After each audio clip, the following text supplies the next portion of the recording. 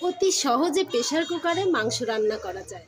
যাদের হাতে একেবারেই সময় নেই তারা অল্প সময়ের মধ্যেই অনেক সুন্দর করে প্রেসার কুকারে মাংস রান্না করে ফেলতে পারবে।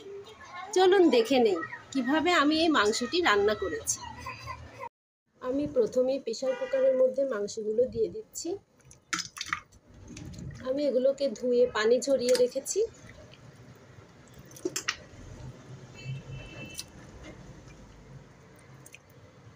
এরপর আমি দিয়ে দিচ্ছি কিছু ছোট করে কেটে রাখা পেঁয়াজ,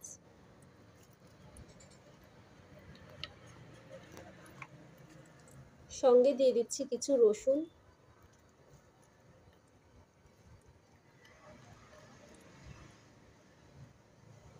কয়েকটা দারচিনি,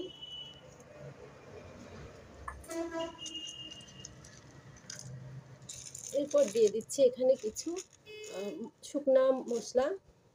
এখানে এলাচ একটু ফাটিয়ে নিয়েছি, লবঙ্গ নিয়েছি, গোলমরিচ নিয়েছি।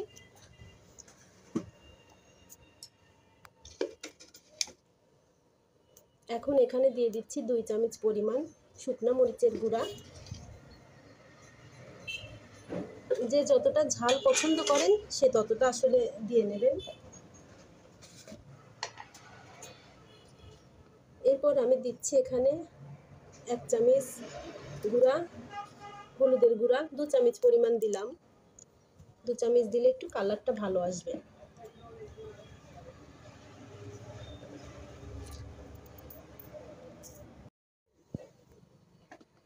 আমি এখন এখানে দিয়ে দিচ্ছি 1 চামচ লবণ। লবণটা আসলে স্বাদ মতো, যার যতটা লাগবে ততটা। কেউ আছে একটু কম খায় লবণ, কেউ আছে একটু বেশি খায়। দেখুন আমি একটু তেল দিয়ে দিচ্ছি। তেলটা আমি একটু কম দিব, আমি বেশি তেল দিব না।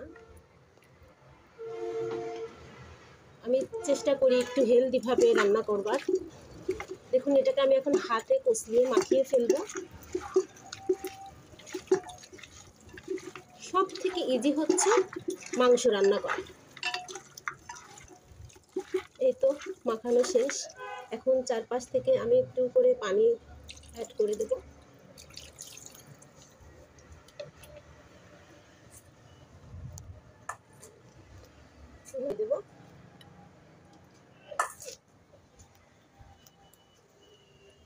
আমি এখানে অ্যাড করব কিছু বেরেস্তা আগে থেকে ভেজে রেখেছিলাম সেগুলো।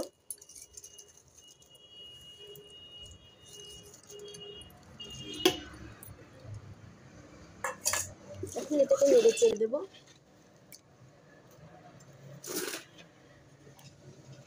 তারপরে আমি একটু তেজপাতা অ্যাড করব।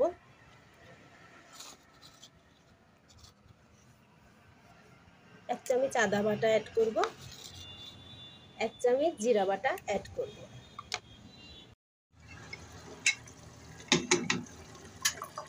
এটাকে নেড়ে চেড়ে আমি একটু কষিয়ে নেব।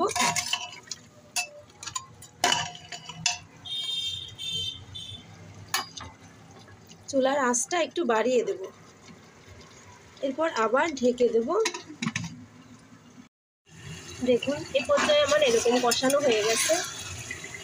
আর একটু পানি শুকিয়ে তারপর আলু দিয়ে দেবো, তাহলে আলুগুলো খেতে মজা হবে। দেখুন এই পর্যায়ে আমি ছোট করে কেটে রাখা আলুগুলো দিয়ে দেব।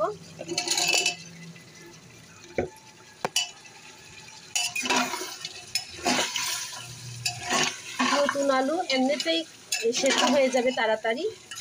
একটু নেড়ে চেড়ে আমি একটু কষিয়ে নেব।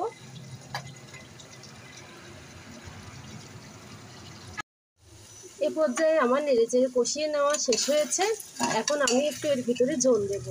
ঠিক যে যতটা ঝোল পছন্দ করেন ততটা দেবেন। আমি একটু বেশি দেব না, একদম একটু কম করে দেব। আমি এইটুকুই ঝোল দেব, আর দেব না। আমি এখন নেড়ে চেড়ে একটু পরেই নামিয়ে নেব। একটু নেড়ে চেড়ে রান্না করে তারপর নামিয়ে নেব। আমি এখন এর ভিতরে 2 টুকরা ফালি করে রাখা কাঁচামরিচ দিয়ে দেব। এ পর্যায়ে আমার রান্না শেষ হয়ে গেছে। এখন একটু ভাজা জিরার গুঁড়া অ্যাড করব। সামান্য 1 চামচ পরিমাণ দেব। এখানে 2 চামচ পরিমাণ আছে, আমি একটু রেখে 1 চামচ পরিমাণ দেব।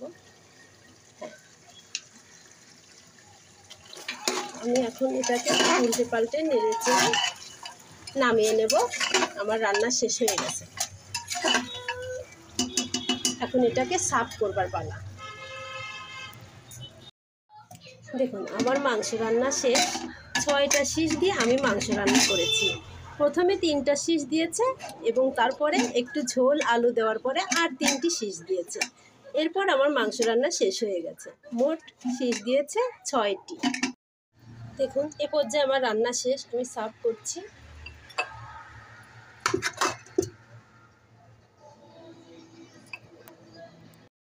প্রেসার কুকারে করে মাংস রান্না করেছি, দেখুন কতটা লোভনীয় হয়েছে এবং এত সহজে করেছি, কোনো কষ্টই হয়নি।